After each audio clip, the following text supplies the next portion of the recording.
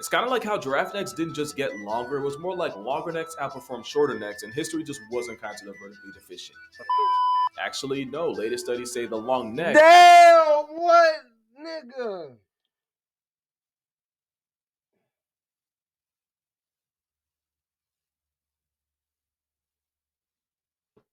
Life, bro. What is it?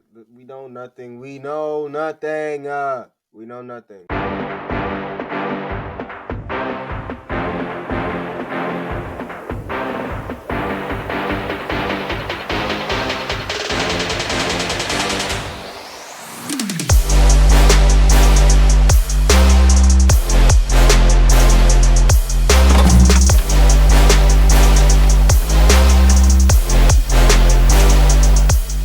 Hey, strangers, appreciate y'all pulling up to the neighborhood. To all my neighbors, appreciate you checking in on the brother. Y'all the residents of Khaotic Prince, and we got, for the first time on the block, we going over to check out Casual Geographic. Now, honestly, oh, wait, scratch everything. First motherfucking off. First off, happy Black History Month, everybody black out there. Skin the wind. Shout out Internet City. Look, it's our time. Well, it's always our time. But, now we just extra, man. You know what I'm saying? Because I'm black, y'all, and I'm black, y'all, and I'm blackity black, black, black. All right, let me stop playing. Hey, strangers, appreciate you pulling up to the neighborhood. To all my neighbors, appreciate you for checking in on a brother. Y'all are the residents of the Khaotic Prince. First time on the block, it's Black History Month. We going over to the black content creators. And look, I'm going to get this out either today or tomorrow on the 2nd. Trust. Now, like I said, we doing Black Excellence this whole month. So, we got Casual. And to be honest, also, I want to say happy 1 year to me. Now, in my head, I started this YouTube stuff last year in February, but as chronologically, it'll be a little bit later, but it's okay. We coming up on that anyway. So, yeah. Actually, no. February was when I started recording.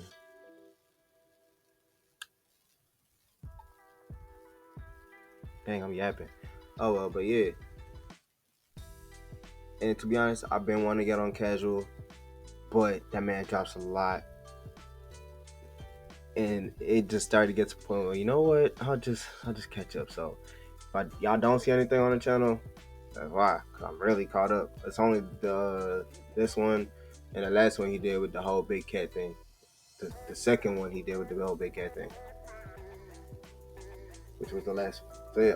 But we're going to go ahead and get into this. You know what I need you to hit that like button. Appreciate it. Thank you. I'm sorry it took your time. I ain't even going to hold you no more with that one. Subscribe if you're new to the neighborhood. Stop being a stranger, become a neighbor. Links and all that down in the script. Let's get into this Black Excellence. Man said he was animal facts that I got wrong. Oof. Hey man, at least he owned up to it. But yeah, let's go. Even the babies are one of the most dangerous animals in the world, so I built this cage to keep them secure so there's no possible... Oh my god. Hi! Oh, you're a big boy. Hi, you're so cute. What's your name? What's your name? It's right there. Oh, hi. Vino Moose. Oh, hi, Vino Moose.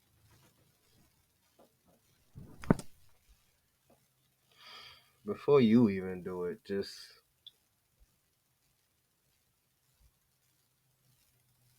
I don't... Man, people, bro, I tell you. I have made a severe and continuous lapse in my job. I'm just playing. I'm playing. But can you imagine? But this is going to be an accountability video. And honestly, it's all because of one comment I got on TikTok. Basically, someone commented on one of my videos disagreeing with me. And someone replied to that comment with something like, yeah, okay, I think I'm going to believe the guy with 16 million followers. Yeah, that didn't sit right with me. Just because I have more followers than sheep in Scotland doesn't mean my word's law. Mistakes happen. That's why keyboards have backspace and DoorDash has birth control. So that's what this video is. Animal facts that I've gotten wrong. Or at the very least didn't get 100%. And starting off is a fact that I don't really even know how I believed in the first place. I've already corrected this, but if you've been following me long enough, you've definitely heard me say that lions have a bite force of 650 pounds per square inch, almost half as strong as their brolic biracial tangerine-colored cousins. Except more recent studies puts the lion's jaw work at closer to 1,000 pounds. So what did an Afrocat do for us to lie on them so bad? Apparently it all goes back to a 2005 video from National Geographic where they tested a lion's bite force, except they got it from a subadult male lion that couldn't have seen more than 2 or 3 trips around the sun. That's like saying the average man's Dang. 5 feet tall because you took a tape measure to a bunch of 7th graders. Also, the number they got was 691, so Mufasa knows why it got nerfed to 650. We now believe that the bait of buffalo has a bite force more in the neighborhood of 4 figures, still just under carnivores like tigers and hyenas, but not by the landslide we originally thought. So apparently I owe lions in Africa and Detroit an apology. I was not familiar with their game. This video was recorded before the Buccaneers game, and I shall adjust my reaction accordingly. The 690 number spawned from an old show known as Dangerous Encounters with Brady Barr. And we're going to learn that TV shows aren't the best source for the most accurate information. Who would have guessed? Especially when it's from a time where Steve Harvey had hair and not the best source for the most accurate information. Who would have Yo, dang. Oh my gosh. That man cannot breathe. Hey, shoot. I mean, look.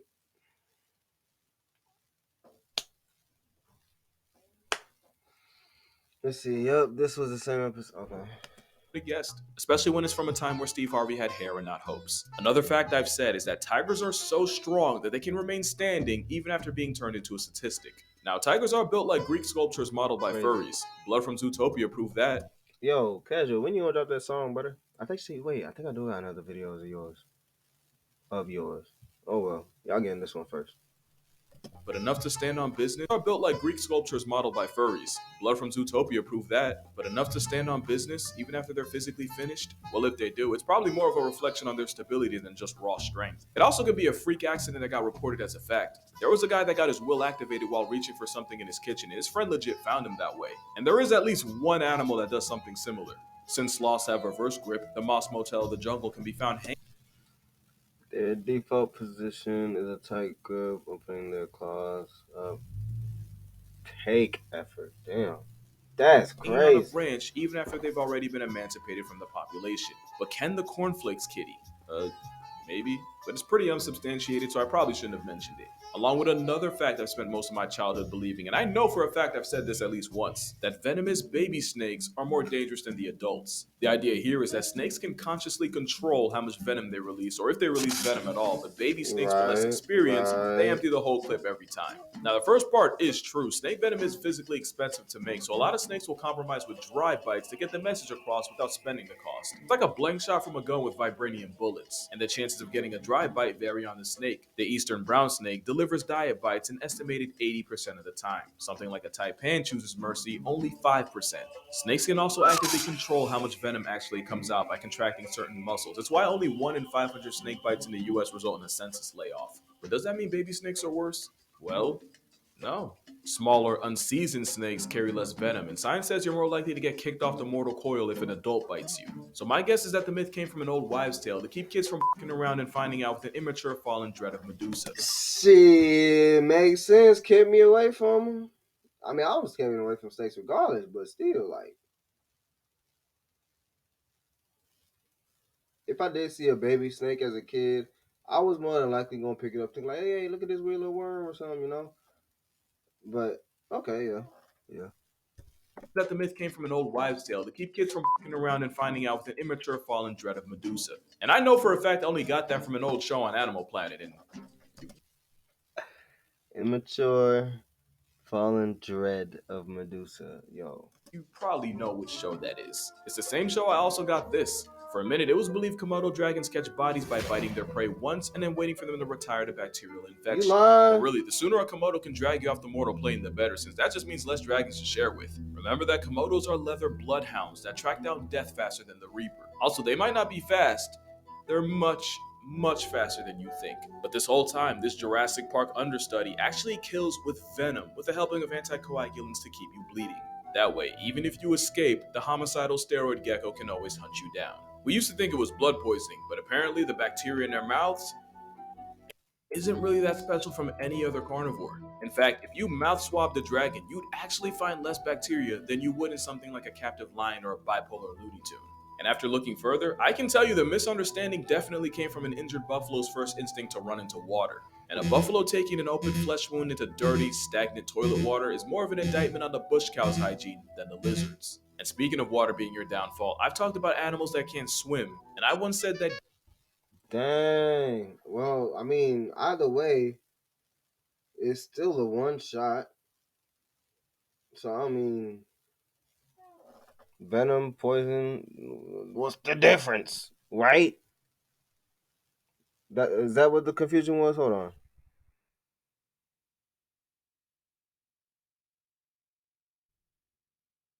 you probably know which show that is. It's the same show I also got this. For a minute, it was believed Komodo dragons catch bodies by biting their prey once and then waiting for them to retire to bacterial infection. But really, the sooner a Komodo can drag you off the mortal plane, the better, since that just means less dragons to share with. Remember that Komodos are leather bloodhounds that track down death faster than the Reaper. Also, they might not be fast, they're much faster than you think. But this whole time, this Jurassic Park understudy actually kills with venom, with the helping of anticoagulants to keep you bleeding.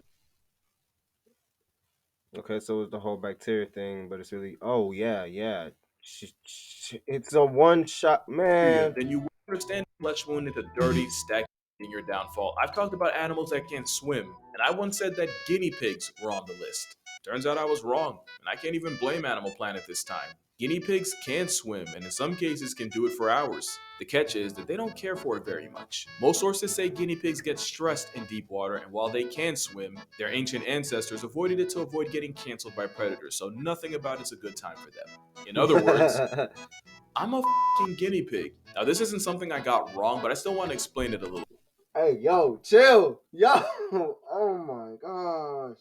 Hey, man, that's that history for you. That's that history for you. I'm a fucking guinea pig. Now, this isn't something I got wrong. Like, yo. Ancient ancestors. Most sources say guinea pigs get stressed in deep water, and while they can swim, their ancient ancestors avoided it to avoid getting canceled by predators, so nothing about it's a good time for them. In other words, I'm a fucking guinea pig. Now, this isn't something I got wrong, but I still want to explain it a little more. So, I mentioned how these finches inspired Darwin's theory because, well, long story short, different finches ate different foods and so developed different size and shaped beaks. Now, technically, that's not wrong, but I feel like I made it sound like their beaks changed just because the birds needed them to. What actually happened was different finches were found on different parts of the islands, and depending on where they were, certain finches had an advantage. That advantage could have been something like a particular beak shape, and that advantage was more likely to get passed down more often. Eventually, certain traits would get selected for naturally, through purpose, not perfection. That's natural selection. And depending on the best food source, the finches most suited to feed and breed outcompeted the others. It's kind of like how giraffe necks didn't just get longer, it was more like longer necks outperformed shorter necks, and history just wasn't kind to the vertically deficient. Actually, no. Latest studies say the long neck. Damn, what, nigga?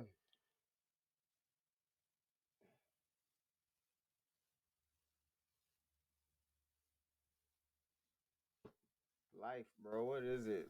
We know nothing. We know nothing. We know nothing. Wasn't kind to the vertically deficient. Actually, no. Latest studies say the long neck actually came from their mating preference and the fact that giraffes like to run fades using their heads. So why the long neck? Apparently, FNS. To flex and sex. Apparently, the only leave they were worried about is maternity. And speaking of eating, there's another animal whose meal plan I was completely wrong about. Possums are the rat-tailed relic Australia left behind. They're also free pest control, since one pouch packing possum can terminate 5,000 ticks in a season. Except they don't. I got that wrong. The number comes from an experiment where they introduced I never 100 knew ticks this. to different animals like mice, squirrels, and opossums, and counted how many ticks had fed and fallen off. According to the study, the opossum cage had way less ticks than all the others, so the assumption was that any tick that wasn't found at the bottom of the cage had likely been eaten. So they took the number of ticks left in the cage, along with the population of ticks found in wild opossums, to come to the conclusion that possums must put away 5,000 ticks a season, at least. Yeah, not the most solid logic, and later studies examining their stomachs and feces found that the shit literally didn't add up. Not only does Coma Kitty not pass 10 ticks by the thousands, ticks aren't even a preferred part of their diet. There are a lot of weird things about this faint weasel, like how their body temperature is so low that rabies gets possums more than possums get rabies, or that their nipples straight up look like a devil worshipping cult with 12 milk faucets circling one. But the whole thing about them being tick vacuums, that kind of falls on its face. But you want to know what doesn't fall on its face? Cats. They always land on kind of falls on its milk faucet circling Well, where the okay. one. But the whole thing about them being tick vacuums, that kind of falls on its face. But you want to know what doesn't fall on its face? Cats. They always land on their feet and can survive free falling from a building. So much that cats have about a 95% chance of falling from 10 stories and not flatlining on impact. At least that's what I said, but in the original study from 1987, out of the 132 cats that went to the vet after touching pavement from a window, 90% survived. Wait, 90% of the cats that went to the vet. Someone in the comments pointed out that this was a case of survivorship bias. Said, fair, you wouldn't take a dead cat to the vet. Okay, And out of yeah, the yeah. 90% that didn't instantly become a chalk outline, 90% of them had some form of thoracic trauma.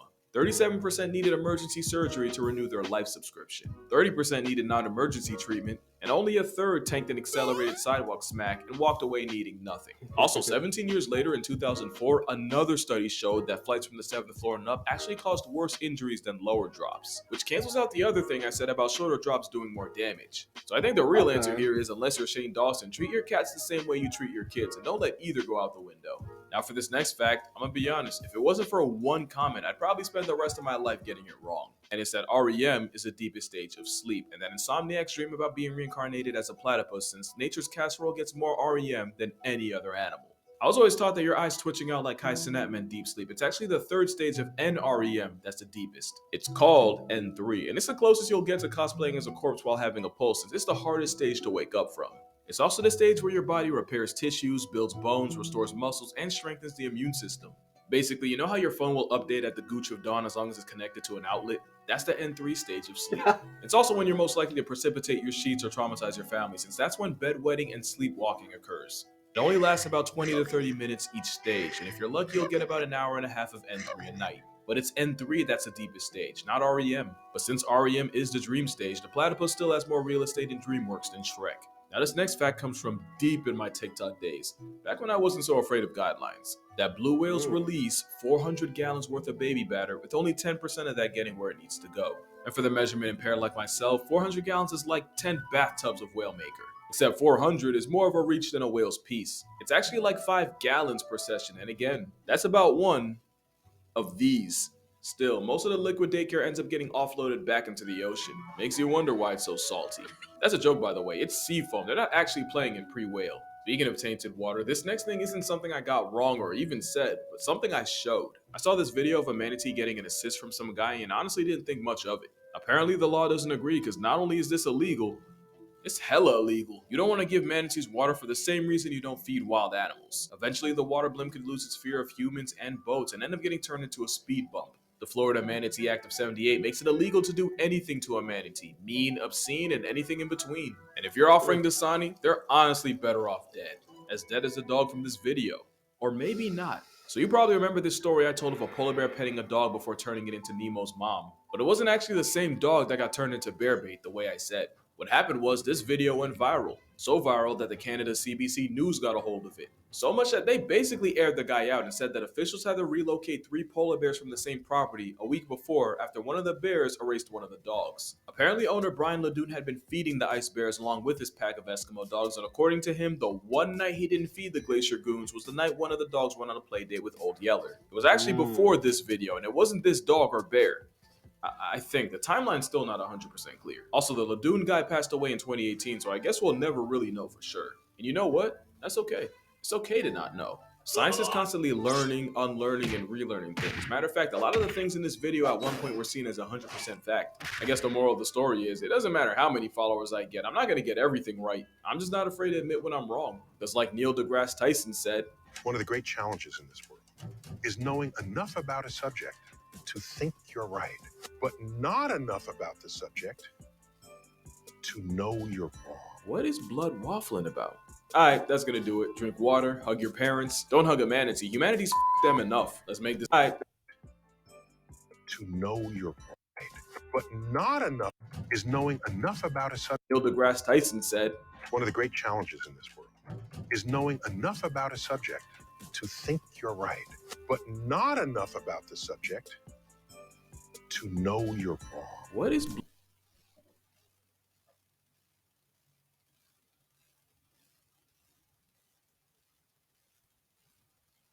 Okay. Blood waffling about. All right, that's gonna do it. Drink water, hug your parents. Don't hug humanity. Humanity's them enough. Let's make this a good year, and I'm gonna see y'all in the next one.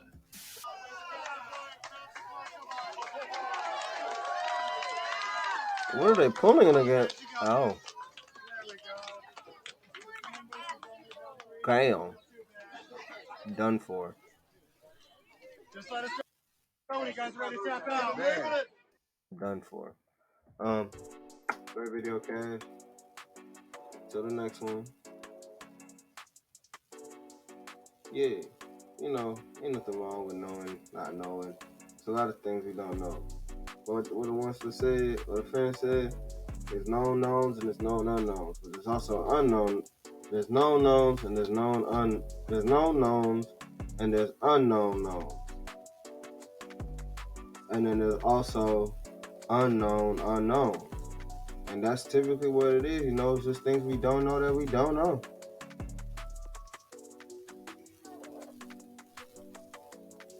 No, unknown. Then there are also unknown knowns. And unknown knowns. Unknown unknowns. There we go. Yeah, I knew it was 4 of them. They all make sense. I'm not gonna explain it to y'all though. But I got a lot to do, so I'm gonna get back to my world. I'm gonna try to get yours, man, University of Carolina neighborhood. So hey, if you're new to the neighborhood, stop in and stranger become a neighbor. Hit the sub button. Join the neighborhood, get you that pot, set up some shop, boy. Come on, man. Be on the lookout for my fashion page. I'm gonna link it in this motherfucker. I'm gonna link it in this video again, all up in here. Matter of fact, I think I'm gonna probably add a tag to it. About to update my policies and pricing and whatnot. And so some job spots will come. I'm gonna set up a shop on there too. Look, I gotta start small. I will do a Shopify, but I gotta start somewhere. So yeah. All my neighbors, I'll see y'all later.